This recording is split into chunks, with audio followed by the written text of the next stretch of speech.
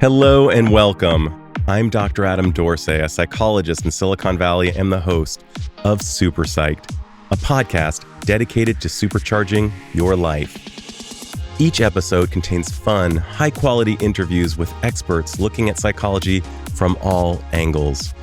Super Psyched is your tool to get more of what you want in your life and less of what you don't. I've heard it said that the quality of our questions determines the quality of our lives. I agree with this idea. I mean, think about it. How many times in your life have you learned something super important just by asking? Children understand this, but sadly, as we age and become more self-conscious of asking questions, we tend to lose this skill. But with a little effort, we can retrain ourselves to engage in asking questions. Dr. Jeff Wetzler cares deeply about people leaning into this ability and has written a book I loved called Ask. Tap into the hidden wisdom of people around you for unexpected breakthroughs in leadership and in life. I am hardly alone in my love for this book. Harvard Business School professor and Super Psyched guest, Dr. Amy Edmondson said, "Learning how to ask others what they truly think, know, and feel has never been more important." I couldn't agree more. So listen in as Jeff shares how to rebuild our abilities to ask, a crucial life skill we may have lost along the way. Dr. Jeff Wetzler, who has asked me to call him Jeff, a hearty welcome to Super Psyched. Thank you, Adam. It's so great to be here with you. I am so excited to talk with you about Ask and to think of these one-word titles. And this may be one of the most important of our directives. In my life, the asking thing has led to more goodness, more so-called luck.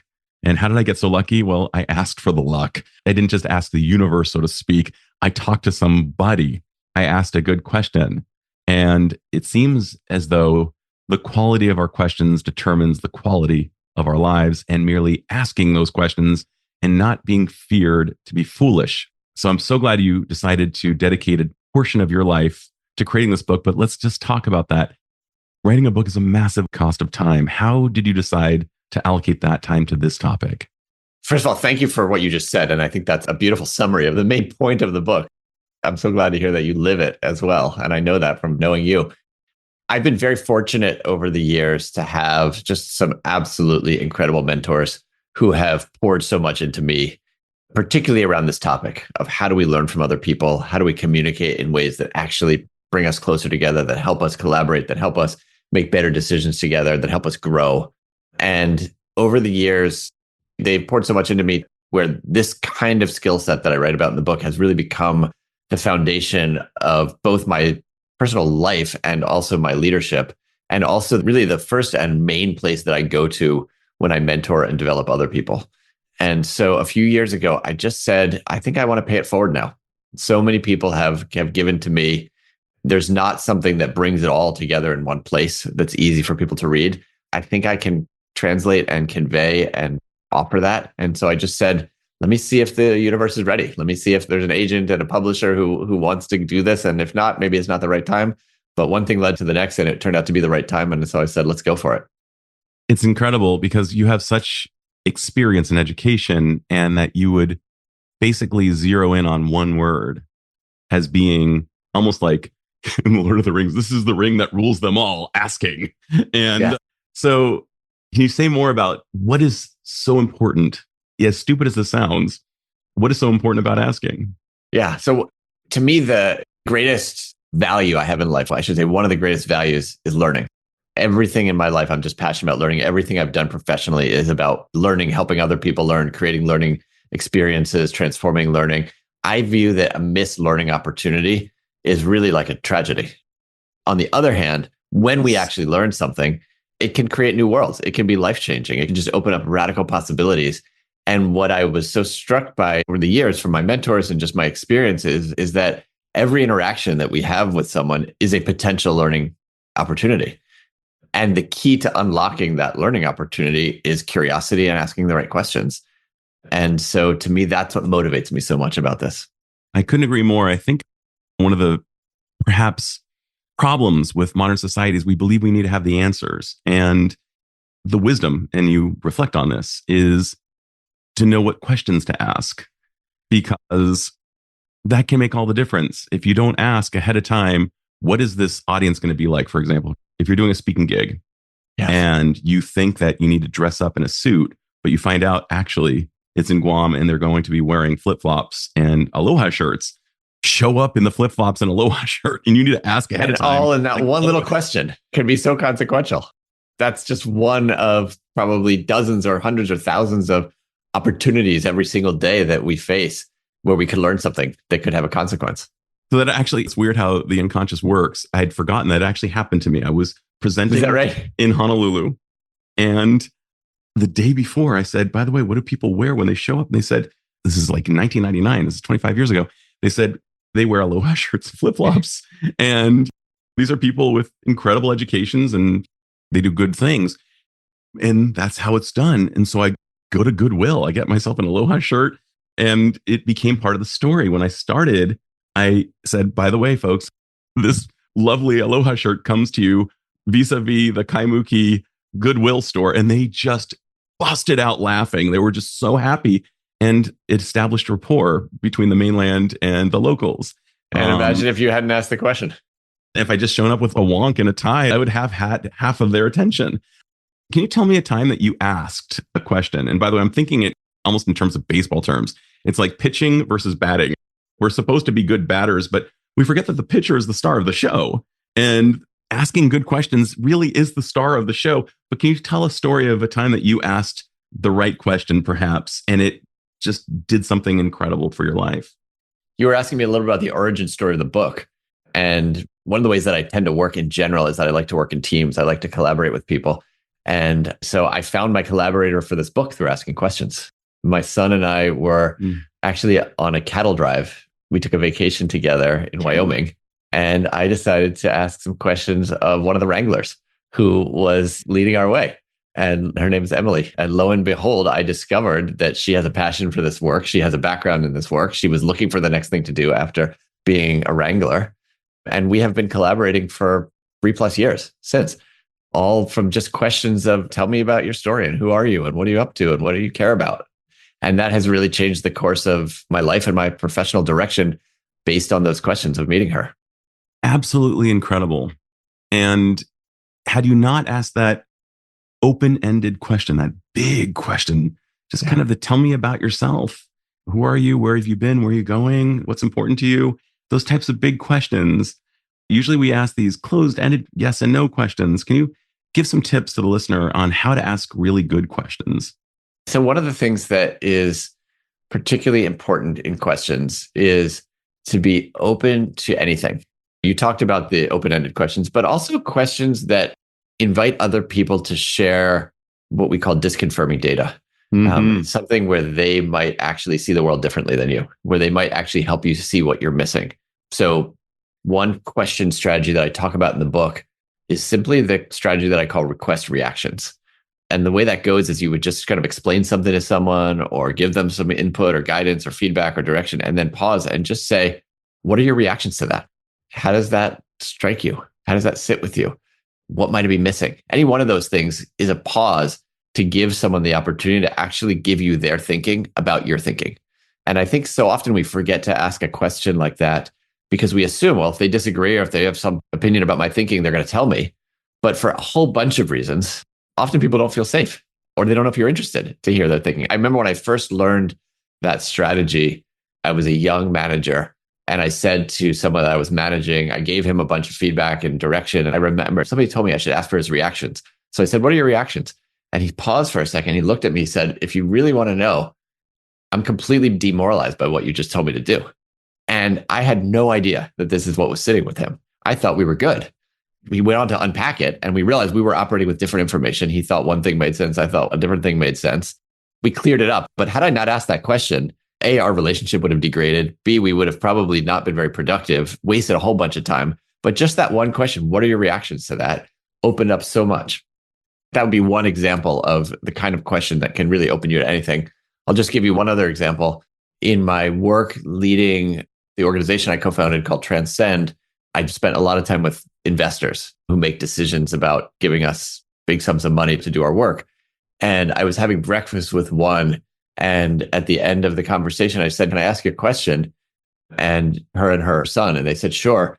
And I said, "When you look at us, is there anything that you think we might be missing or that concerns you about us? Or do you have any thoughts or ideas for what we could do better?" And they looked at me and they said, "People never ask us that question." But yeah, we actually do. We have some opinions about what you do.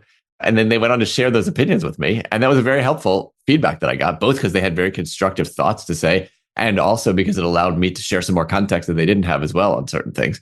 And so inviting that kind of input of just what are your reactions? What might I be missing? What could be the hole in what I'm doing would be one example. That falls in a category of what I call quality questions. I define quality questions very simply as questions that allow us to learn something important from someone. And there's a whole taxonomy of different quality questions. What I just shared of requests, reactions is just one example. There's also questions to hear their headline, questions to dig deeper, questions to see what they see, questions to invite ideas. And I think that we don't ever really learn those different strategies of questions. They don't teach it in school. Most of the time we get discouraged from asking questions. But if we can actually understand different kinds of questions, it can open up so much. How beautiful. And I love the idea of basically hacking into the brain, essentially overriding the system defaults. Our system defaults are that we want people who say ditto and yes. Yes. And asking a kind of a disconfirming question is so difficult. It is actually transcending to your point in the name of your company. But we have confirmation bias. We want to hear people say, yeah, ditto. And yeah, sure, high five, I agree. Rather than hear something that will actually elicit a response in our amygdala, our fear centers that say, wow, they disagree with me?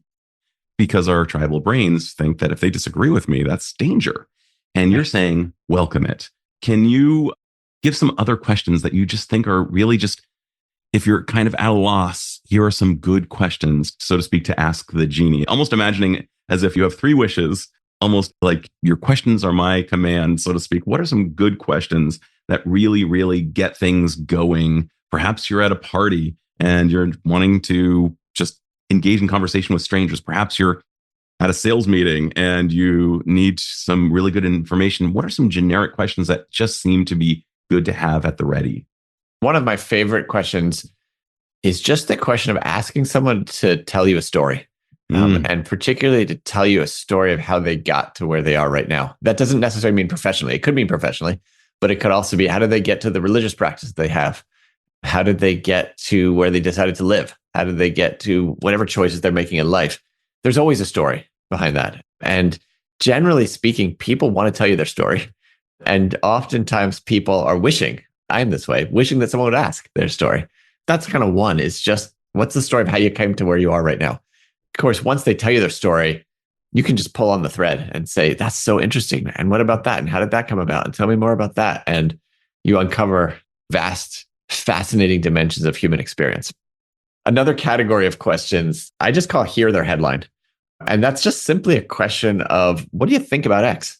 Where do you come down on this? Oftentimes people are hesitant to tell us what they really think about something, particularly if they think that their opinion might be unpopular, particularly if they think that we might not care about their opinion or might really disagree with their opinion. But just putting it out there, what is your headline? What do you think about this kind of thing? Is an easy, but a very powerful question to ask.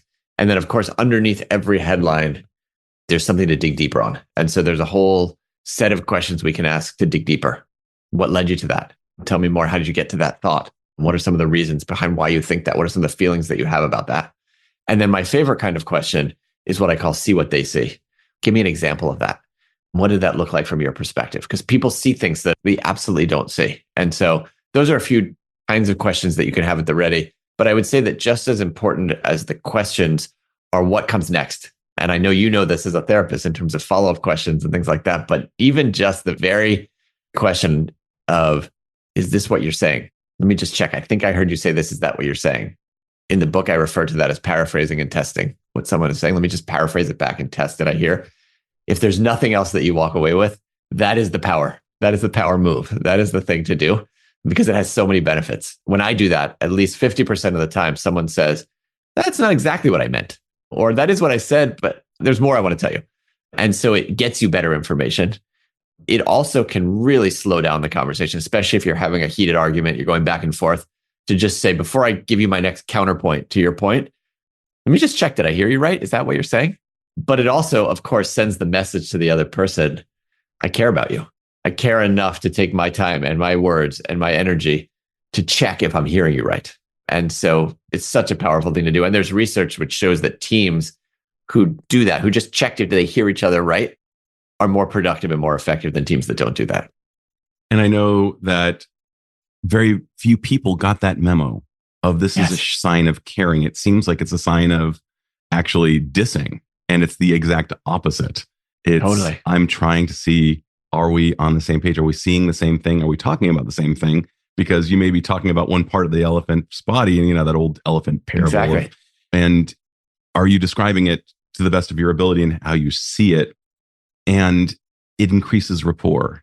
And even in the midst of a heated argument, it somehow conveys to the other person that you are collaborating in solving this puzzle. Yes. That's in front of you. Understanding what's going on, of getting to the right answer together, of making a good decision together. And that I want to know for sure that I'm understanding where you're coming from on that. And the idea that people are hungry to share their stories is so true. One of the things that happens to people in various stages of life, including the elderly, is that they cease to feel useful or that anybody would be at all interested. And these are people who are walking storehouses of stories. Yes. And I used to interview the elderly and do video biographies. And interesting. A, they were so happy to finally be asked, but B, the stories that they had were just so edifying, so important. And if they didn't have airtime, it would be so sad if those stories died with the potential storyteller. The other thought I have is, I remember something my father once said to me when I was a boy and a little socially anxious. He said, if you ask good questions, people will think you are the best conversationalist of all time, because so few people do that. They want to be interesting rather than interested. And I believe that one of the reasons you've had such incredible success is because you are legitimately, honestly interested. I am interested. And going back to, given that you talked about your childhood as well, I also, in my childhood, I think learned to ask questions, partly coming from a place of, I didn't always feel safe where I grew up. And announcing my own opinion was really risky, but asking questions was less risky. And so it led me, I think, to develop a muscle. And luckily I was curious. And so I had some questions to ask, but it does go way back. And to your point about what people find, when I was doing the research for the book, I've come across studies where they had people do speed dating. And they found that the more questions someone asked the other person, the more likely the other person would be to A, find them attractive, and B, want to have another date with them as well. And so it's true. People really appreciate being asked. And to think that one's perceived attractiveness will increase. We're all going out there and using our budgets for plastic surgery, and people will do that. And all they need to do is to make themselves more attractive is be more interested. Exactly. Ask some questions. Save your money. Right. I got the idea of looking at a problem, perhaps that is in a heated altercation, as a shared puzzle from A.J. Jacobs, the most curious person I know. I loved your episodes with him. As you can tell, I feel like I'm being tickled the entire time because he's so funny and so interesting and is so supremely interested, even though he is the most interesting guy ever. And the idea of looking at a shared problem as a puzzle also came to the fore when I interviewed Daryl Davis, the African-American musician who went to, you're nodding, to the KKK rallies. I'm fascinated by him, yeah. He's unbelievable. And his stories are incredible. And he does that. Let me see if I understand you correctly. Yes. So you're telling me that you are a loving Christian man. How does the idea of burning crosses and endorsing hatred of your fellow man, how is that a Christian value? And they pause. And so the ability to do that, see what they see and have them just share their stories and being open and showing that you care so much by saying, let me just see if that makes sense, that kind of reality testing. And we have such social brains that at one point there will be a cognitive dissonance. No one's going to change their opinion by being bludgeoned by the truth. Totally. But they will change their opinion if they hear themselves in a social context and say, wait, that doesn't add up. Yeah, I think that's so brilliant what Daryl does. And one of the things that most struck me when I first learned about him was his level of curiosity. And he talked about how he was motivated by this one question, which is, how can they hate me if they don't know me? And the seed of that curiosity led him to this pursuit of what I think are very authentic and genuine questions he asks people. And it is just incredible the impact it's had on people. So interesting as well, because one of the things that Daryl's doing and one of the things that you're proposing with your beautiful book, by the way, folks, Thank you. Just buy the book. Audio, Kindle, hardcover, doesn't matter. Jeff's message is really, really, really important. I think it's one of the most important as it relates to connection in and of itself. But after having practiced for years as a psychologist and having read lots of books, what is the thing that people want more than anything else in the world? They want connection and they want to feel known. And by doing this and by listening and being truly, truly interested, the other person can feel known. It's maybe one of the biggest gifts that you're creating by sharing this directive of asking is allowing people to be better known. Yeah, I appreciate you seeing that and saying that, because it is important to me in the book to acknowledge that asking is not a one-way thing. It's not an extraction of insights or information from one person for our own gain. It's truly mutual. And so much of the mutuality to the other person is about the care we express and the interest that we express in them. And so many people crave that. I know I crave that sometimes as well. And so a good question, I think, truly is a gift. You also talk about something that is really, really funny. You talk about BS listening. Yes. Can you share what that is and why we need to know about it? I learned a version of this term from someone named Debbie Irving, and BS listening stands for back to self listening. And back to self listening is when someone will say something to us, and then we say, "Oh, I'm so glad you told me that, because it reminds me of this thing I want to tell you about myself, this story that I want to share." And of course, there's nothing wrong with sharing of ourselves, and it's important in a relationship to share back and forth. But BS listening is when you immediately take it back to yourself. When they say one thing and you just come right back at putting the spotlight on yourself. And so Debbie had this idea of, what if we had a no BS party? Everybody who shows up at this party makes a commitment to say, when someone tells me something, before I bring it back to myself, I'm going to ask at least 3 follow-up questions to keep the spotlight on them so I can learn more.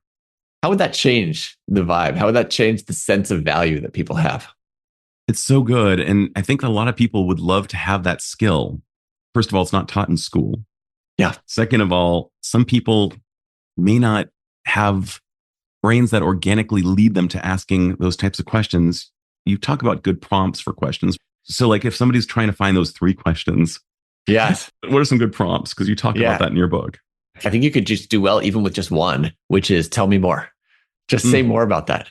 In the book, and I'm curious if you've had this experience, I talked to professional listeners, including psychotherapists, who often talked with me about the doorknob moment. I can't believe you know about the doorknob moment. That's such an inside baseball concept, but share, what is that? As I understand it, and you can refine it, is basically that if someone is in your office for a 50-minute therapy session, right at minute 49 and 45 seconds, as they're standing up about to put their hand on the doorknob, that's when the most important thing comes out. That's when they say to you, I think I might be about to leave my spouse, or I'm considering X, Y, or Z. It can be at minute 49. It can be actually at minute 50 as they're literally touching the doorknob. It's touching like, the door. By the way, I'm having an affair or I'm leaving my spouse. Wow. Okay. Right. What do you do at this point? One of the questions I explored in talking with people is, why does the person wait? They had almost a whole hour they could have said it. People, sometimes they're trying to find the right words. They're building up the courage to say what they have to say. They're seeing how you react to the more mild stuff. Could be any number of those different things. There's another one, which is, I want you to be thinking about me over the course of the next week. I'm going to leave you with a good one. I'm leaving you with a cliffhanger so that you'll be attentive for the next episode. So there's a whole host of reasons why people do it, but that's the majority of the pie chart. You just named 2 big reasons and I threw in one, but I think those are the big ones.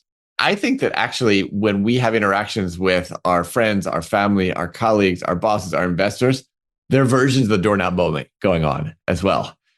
where there are important things, important other shoes to drop, important punchlines, important feedback that they have that for the majority of the conversation is not coming out. And I think if we ask one question and then we say, okay, they answered my question, I'm going to bring it back to myself, or I'm going to move on, or I'm going to do whatever else, we are very much at risk of having that doorknob moment, but we never actually find out what's going on. And so this question, when someone says something, and if you just say to them, that's interesting, tell me more about that, I call it pulling the thread. You significantly increase the chances that what's important to them is going to come out before the conversation's over, before it's too late. And it's a reminder, I think, to all of us that sometimes the most important thing that someone has going on, or the most important insight or piece of wisdom, is not the first answer they give you. It might not even be the second or the third answer that they give you. But so often we think, all right, they answered my question, I'm done, we're moving on. And so just the tell me more, that's so interesting. Say more about that. And work with my own team. I'll say, do you have any ideas on this? And I'll say, cool, what else? And another idea, it's even better. And I say, cool, what else? And sometimes I'll say out loud, listen, I'm just going to keep saying what else until you tell me you're done. And then I'll say, okay, great. But I keep doing that. And it just gets better and better and better. And so even just that one question, I think, can be a really easy way to keep the spotlight on someone in a kind, attentive way, as opposed to BS listening. I love that so much, Jeff. And this is one of the reasons why this is such high value. You basically, as you're speaking, remind me of two thought leaders speaking in one and the other ear simultaneously. One of them is somebody who I know we both love, Amy Edmondson, who came up with the idea of psychological safety. And by asking more and more and more, you're increasing the psychological safety. And we know that the most innovative companies in the world have high levels of psychological safety. Yes. And I would even say that the teams that are the tightest have high levels of psychological safety. It doesn't mean that you can just be a complete screwball there. To some extent, it might be the case. I don't know if you've ever seen 6 Days to Air, where they show how the South Park guys come up with, within 6 days, their next episode. Oh, wow. And sure, they do some screwballery, but it's related to the project. It's not segues. And I love some screwballery personally myself. I've never used that word, but I think I'm liking the word screwballery. And the other person who comes to my mind is the dean of Stanford School of Design, Jeremy Etley, who says, more ideas lead to better ideas. And what you're doing is you're saying, I value your intelligence. Let's get all the toothpaste out of the toothpaste tube. Let's get it all on the table so we can talk about all of the riches. And the seemingly stupid idea becomes a great idea. Steve Jobs apparently used to say to, and I think it's actually not apocryphal, I heard from a reliable authoritative source who knew Steve, that it's likely true that he would say to Johnny Ives, his designer who created the iPhone and everything else we've come to love, hey, Johnny, want to hear a really stupid idea? And Johnny was like, yes, because I know that a stupid idea is just a tweak away from a great idea. I'm going to throw out a few of my favorite questions. Let's come up with another few for the listeners. But one of my favorite questions that I ask somebody if I'm having lunch with a friend, so that we don't just leave not having shared what's going on with ourselves. I say, dude, what do I need to know to be caught up with you? Yes, I love that. That's one of the questions I ask. By the way, the tone by which you ask that question, I also think conveys a sense of psychological safety. I really want to know. I'm not just saying, I really want to be caught up. And that matters. Totally. And then there's one word, by the way, that just, I believe, is a roadblock to psychological safety and to that kind of sharing it. And when somebody says, oh, TMI. Really? I've never said TMI in any context. Sure, there might be moments where that's TMI, but come on, lose that. I'd rather have too much than too little. I'd rather have too much information too. Another question I love asking, and you'll probably hear me ask, is there anything I should have asked but didn't? Yes, absolutely. By the way, they tell me more. It's got to be at the ready. It's virtually always appropriate. Exactly. Just the same way that, let me check if I heard you correctly, is also appropriate as well. In the spirit of the design school and ideation, I think the how might we question is just such a powerful one as well. How might we think differently about this? How might we try this? How might we get there? And the might, I think, really signals it's okay that it's a wacky idea if it's a crazy idea. And so I would absolutely say that one.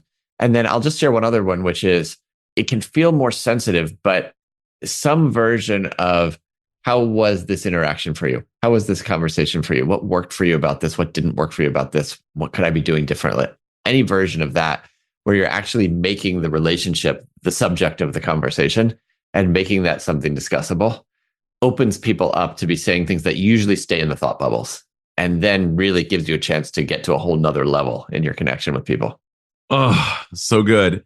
Just this very morning, I was actually meeting with the son of a colleague. He's in his 20s. And I wanted to be useful to him. It was one of those kind of things of like, I might be wanting to go into your profession. And I began by saying, what are you hoping to get from our conversation? What would be amazing? And I asked that of clients. What will tell you that we're successful in our work together? Just basically open-ended questions like that. I found that a lot of times people don't actually know the answers to those questions themselves. The simple question, the ostensibly simple question of what do you want, can leave people almost just spellbound. I have no idea. And these questions that you're also asking as follow-ups and basic prompts will help them hear themselves as they speak to you and maybe discover something about themselves that they didn't even know resided deep within them. 100%. And I think that you're bringing an important point up, which is that there can be a world in which those questions can sound very confronting to people, as if you don't know the answer to that question, there's something wrong with you. And so one of the things I talk a lot about, which is inspired by Amy Edmondson, is that when we ask a question, especially a question that could sound confronting, it's valuable to make it safe. There's things that we can do to actually increase the safety by which people receive our questions as well. One of the easiest things to do is to simply explain why we're asking the question so that people are not guessing at our agenda. So to say, I'm asking this question because I really want to make sure I'm doing you right. Opening up a little bit ourselves, or saying, if I were in your shoes, here might be some things I'm interested in. Curious, how does that match what you're thinking about as well? And so the opening up first can be one really easy way to reduce the barriers and increase the safety in the questions. One other thing that I also talk about in terms of increasing the safety, making it safe, is radiating resilience, which is essentially demonstrating to the other person, I can handle your truth, even if it's a hard truth. And so sometimes if I'm thinking that somebody else might be really frustrated with me, or there's something that they're feeling that I need to know, but that they might not want to tell me, I might say something like, hey, if I were in your shoes, I might be really annoyed right now for X, Y, and Z reason, or I might be really frustrated. Whatever you're feeling, I would totally get it. And I'd love to hear about it. Something like that radiates a level of resilience to the other person so that they don't feel like they need to start protecting me against my own reaction to what they're saying. It lets them know that I can have my reactions. I'm not going to hold them responsible for my reactions. But those kinds of strategies can help to make it safe. And sometimes it can be valuable to do before you pose the question. I'm just taking that in because, you mentioned that in the book, but radiating resilience, when I think about it, is such an important criterion for any relationship, for any project. And the words, obviously TMI do not radiate resilience.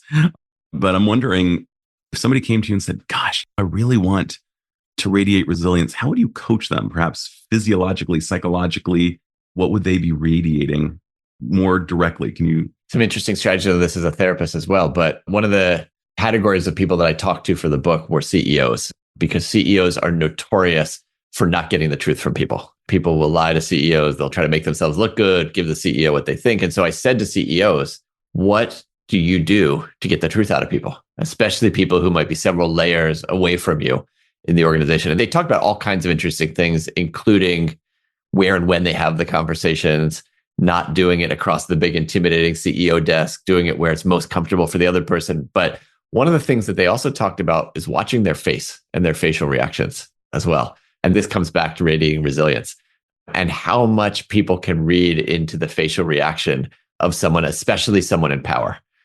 And that power doesn't have to be hierarchical power. It could be personal power. It could be any different kinds of dimensions of power that you have. But one CEO said, I literally watch my face and I try to maintain a relatively receptive and open expression on my face, because I know that if I'm really reactive in a positive way or in a negative way, they're going to start telling themselves stories about what I think.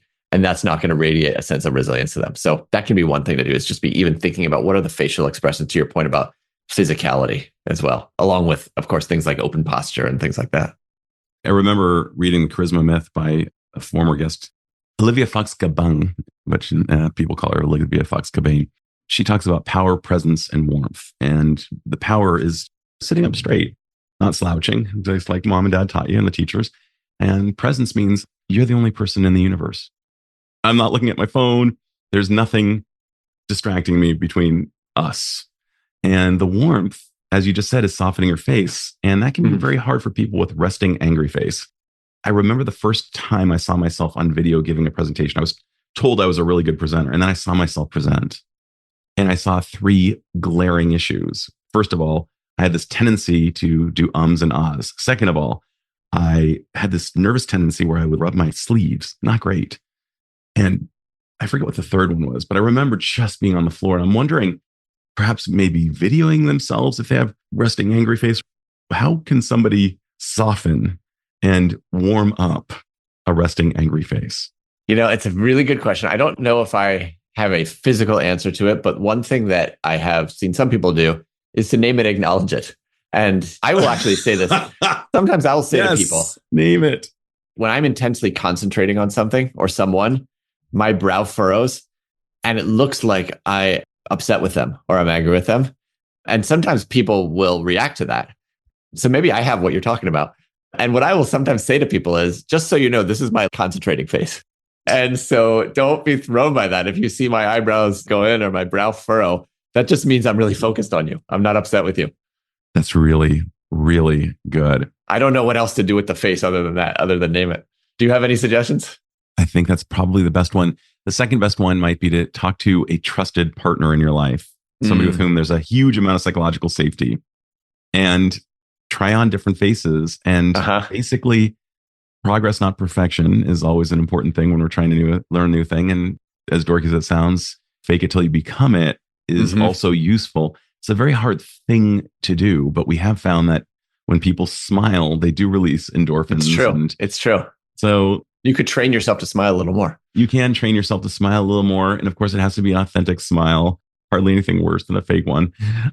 But even just a little more smiley might help. 5% more smiley might make a big difference. It's a great point. It's a great point. That's my thought. Yeah. Before I get to my, is there anything I haven't asked yet question, because I will be asking. Do you have any other stories of tangible outcomes that just came from asking perhaps one ostensibly simple, maybe even seemingly stupid question, and something brilliant emerged? I'll give you a trivial one and maybe a deeper one.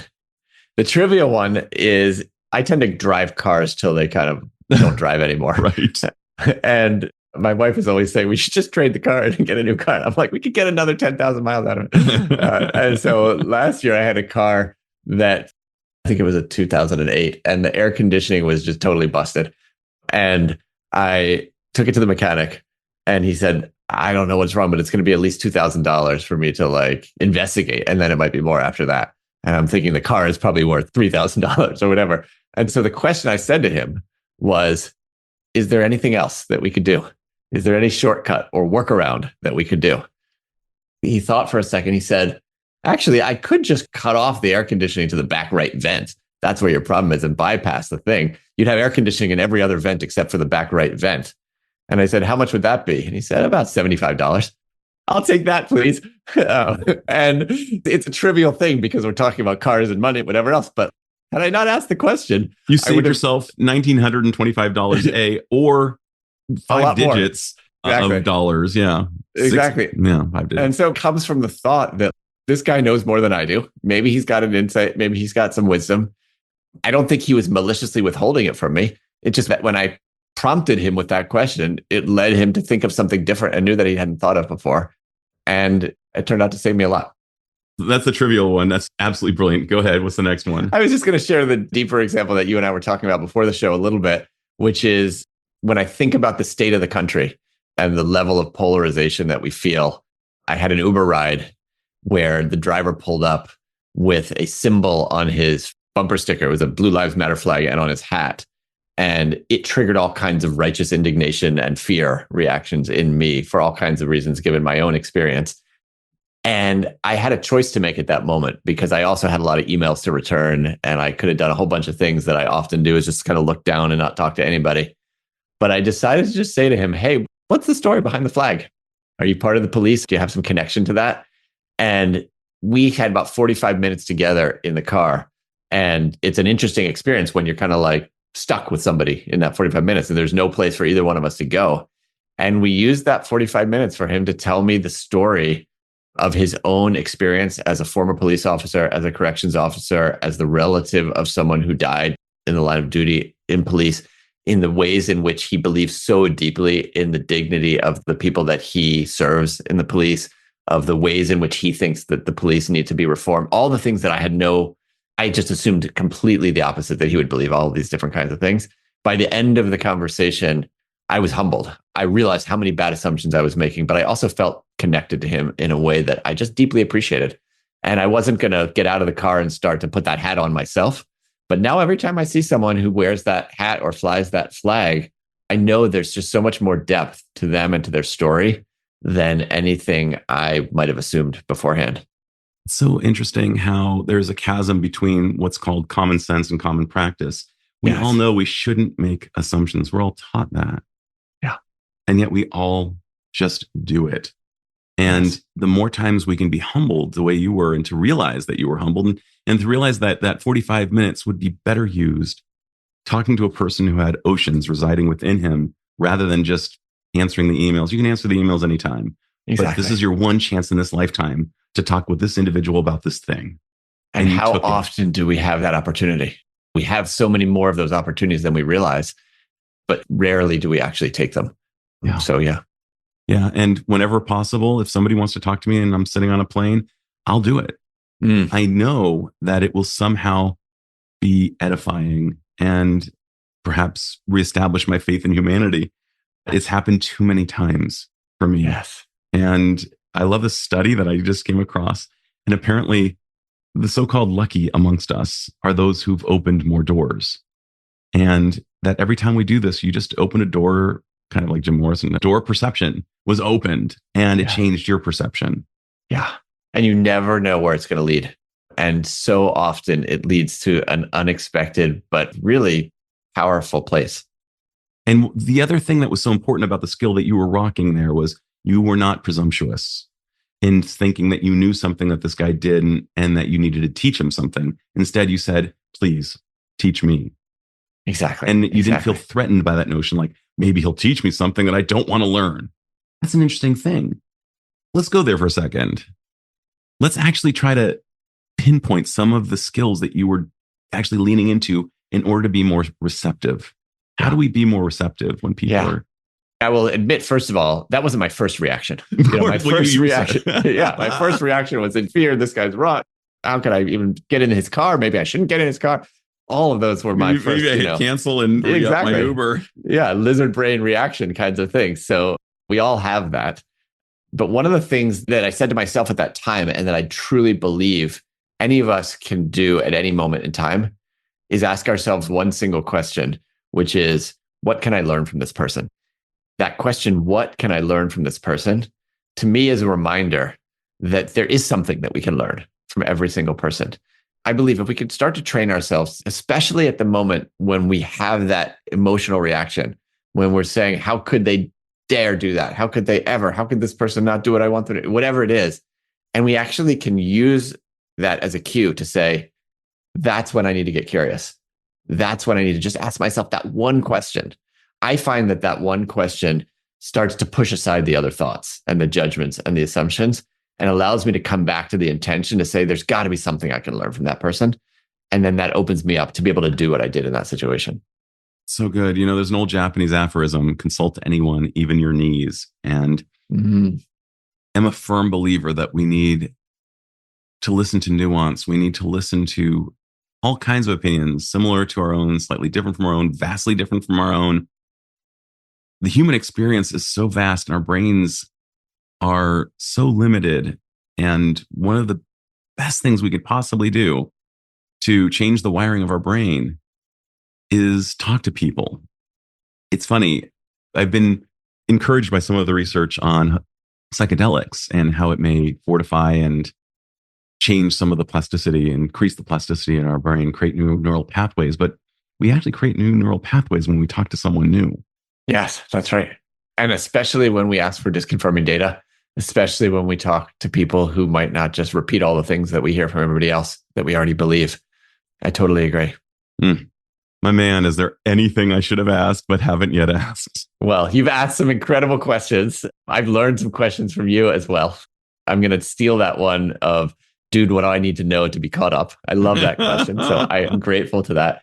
Maybe I'll just end by saying we can all do this. It may not be what our society is reinforcing It's definitely not what schools, unfortunately, are too often reinforcing, where they tell kids, I want you to sit down and give me answers as opposed to ask questions. But there was a time in every single one of our lives where we asked almost 400 questions a day when we were 4 years old. That's what the research says about 4-year-olds. We were born curious. We were born interested. We were born question askers. And so I think a lot of what we're talking about is about reclaiming that curiosity that we had. It's about going back to that time when it was okay to not know, when it was actually a cool thing to be surprised. And so it's in us. And so I'm optimistic about the possibility of going back to that, recentering on that curiosity, but also doing it with some new skills, some new questions, some new strategies that, like any other capability and muscle, are learnable. There's a great song back in the early aughts, perhaps late 90s, I don't remember, Enigma, this kind of really cool band from France. And they had a song called A Return to Innocence. Mm-hmm. And I think that by asking, we get to be innocent for a moment. We get to go back to that time in our 4-year-old age when we were asking, as you were saying, 50 questions an hour. You cited in the book 400 questions a day. That's a lot of questions. We need more of that. Yeah, I would say that almost what would cure so much of what causes us trouble is that, whether it's speaking with someone outside our bubble, like Tanya Israel out of UC Santa Barbara talks about. And so we can realize that maybe the fracture is not as big as we thought. Mm-hmm. The news realizes that if it bleeds, it leads. And they want us to think that there's a massive fracture. And if you actually ask other people who maybe have a different bumper sticker on their car than yours, you might actually find out we're not as fractured as we think. A lot more we have in common than not. Yeah, so much more. I'm so stoked on what you're doing. I'm going to ask you my final magical question that I ask virtually everyone, and that is this. Jeff, if you had the magical powers to confer upon all humanity one insight or skill that would dramatically improve the life of the individual and perhaps the life of others, since we're all connected, what would that skill or insight be? And how do you imagine it would impact the life of the individual as well as perhaps society at large? Well, I'll draw from the opening quote of my book, which comes from the Talmud, which is the quote that says, "Who is wise? The one who learns from every person." And so I think the magic would be the insight, is to say that wisdom is learning from every person, and that every person, as you said, has oceans and oceans of experience and stories and insights to share. And if only we can access that, I think we'd all be better off. That caused me to need a second to just take in its beauty. I read it. I should say I listened to it, but to hear it from you at this moment, that will never grow old. If I were to get a tattoo, that might be it. Mm-hmm. You know, we should get matching tattoos. I'd get the same one. Who is wise? Well, my man, I had a blast. I knew it was going to be a blast. Me too. I loved it. And when I saw your book, you had me at ask. So my new friend, Jeff, thank you for sharing your wisdom. Thank you for dedicating hours to write a book, because I know how hard that is. Yes, you do. And it was the right use of your wisdom and time. Thank you. Thank you. I so enjoyed this conversation. I learned from it and excited to continue our conversation, our friendship. Thanks again. This is Dr. Adam Dorsey thanking you for listening to Super Psyched. If you know anyone who might like it or who might benefit from listening, share it. And if you like the episode, please hit subscribe.